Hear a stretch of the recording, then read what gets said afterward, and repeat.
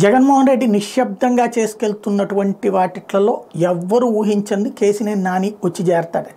కేసినేని నాని పరిస్థితిని గమనించిన తర్వాత కేసినేని నానితో మంచి కాంటాక్ట్లో ఉన్నటువంటి దేవినేని అవినాష్ కేసినేని నానితో మాట్లాడడం తనకి జరిగినటువంటి అవమానం. ఎందుకంటే ఒకనాడు అవినాష్ కూడా అట్లాంటి అవమానమే జరిగింది కాబట్టి అవినాష్ నానితో మాట్లాడటం, నాని పార్టీలోకి రావడానికి సుమతి వ్యక్తం చేయడం, వెంటనే అవినాష్ వెళ్ళి అయోధ్య రామిరెడ్డి గారితో మాట్లాడడం, ఆయన జగన్తో మాట్లాడి ఆ వెంటనే కేసినేని నానిని పార్టీలో చేర్చుకోవడం, ఈ కార్యకలాపాలన్నీ సాగినాయి.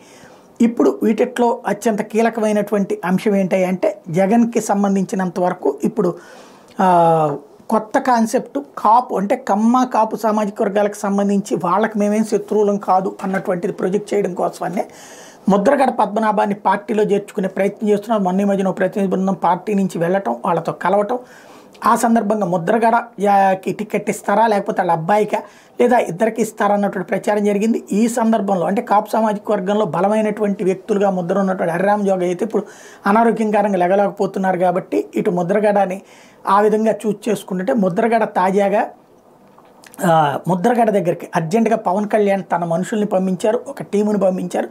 ముద్రగడని వైసీపీలో చేరద్దు అన్నటువంటి సందేశాన్ని పంపించడం అన్నటువంటిది కీలకమైనటువంటి పని. తద్వారా ముద్రగడ కూడా ఓకే అని చెప్పారన్నటువంటి ప్రచారాన్ని జనసేన చేస్తోంది. తద్వారా జగన్ కదలికలకి ముద్రగడ చెక్ పెట్టినట్టయింది.